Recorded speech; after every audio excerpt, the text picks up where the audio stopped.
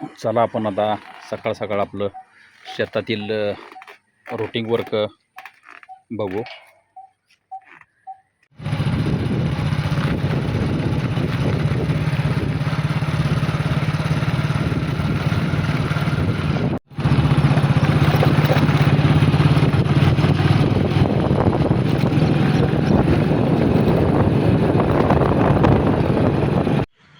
आपल्या गावातून पंढरपूर कुर्डवाडी हा रेल्वे मार्ग जातो. त्यामुळे रोज शेतात जाताना रेल्वे पुलाखालूनच आपल्याला वाट आहे. आपली शेती ही आपल्या घरापासून 1.5 ते 2 किलोमीटर लांब आहे. त्यामुळे आपल्याला रोज गाडीवरच सकाळ संध्याकाळ येणे जाणे करावं लागते. तर सध्या आपण आपल्या शेतात पोचलो आहे.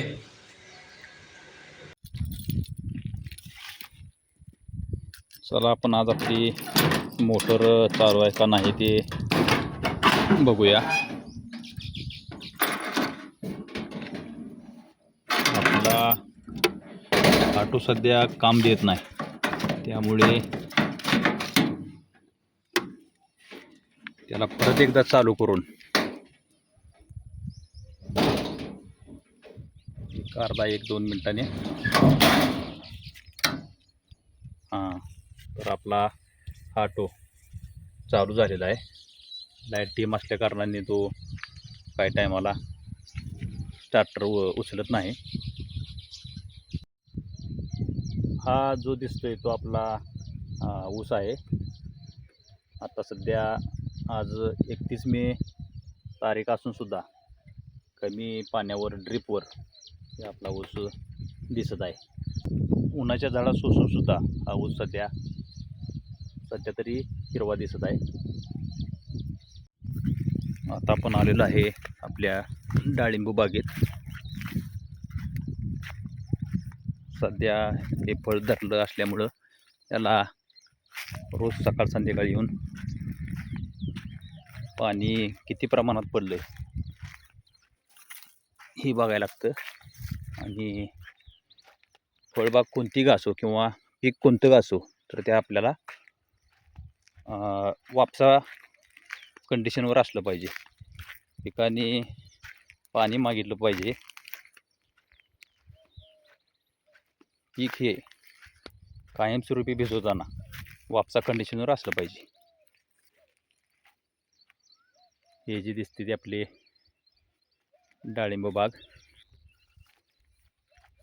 हे आपलं रोजचं रुटीन आहे, सकाळी आणि संध्याकाळचं. संध्याकाळच्या वेळेस बाग फावरून घेणे, 3-4 दिवसानंतर ड्रीपमधून औषध सोडणे. गावाकडे राहून शेती करण्याचा अजून एक महत्त्वाचा फायदा म्हणजे शेतात आल्यावर कसलंच टेन्शन काळजी वगैरे काही राहत नाही. ह्या निसर्गाच्या सानिध्यात राहिल्यामुळे मनाला पण समाधान मिळतं. मन एकदम फ्रेश होऊन जातं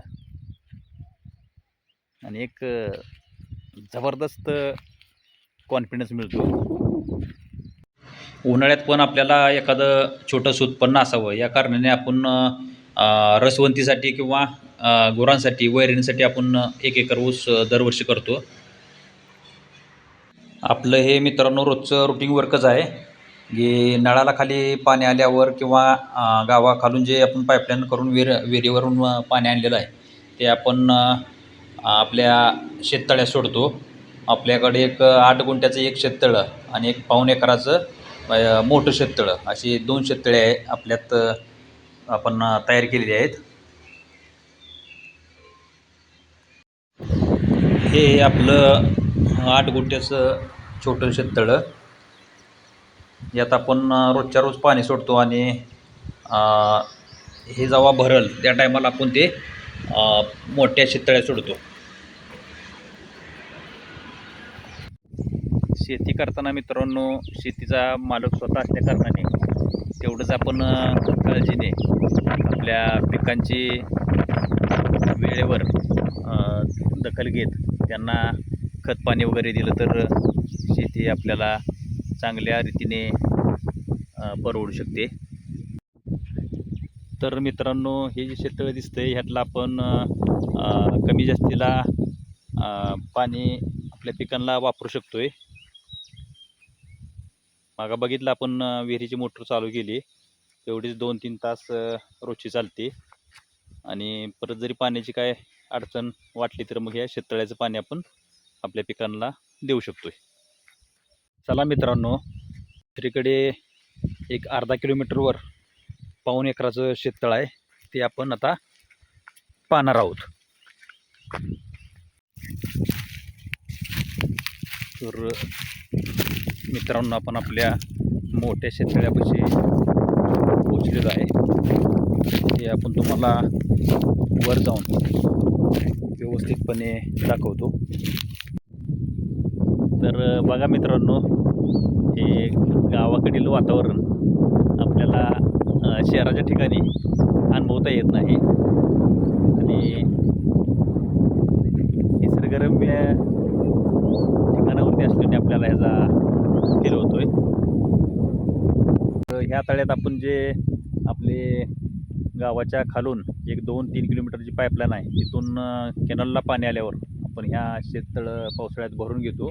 आणि हे पाणी आपण मे नंतर पाऊस जर कमी आला तर आपण हे पाणी आपल्या पिकाला इथून पुढे 2-3 महिने वापरू शकतो. तर अशा पद्धतीने आपलं शेतीचं रुटीन वर्क रोजचं आहे, ते तुम्हाला दाखवायचं होतं. तर ते तुम्हाला कसं वाटलं ते कमेंट करून कळवा. धन्यवाद.